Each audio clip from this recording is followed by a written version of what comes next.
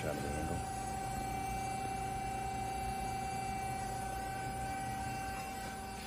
After we weld it.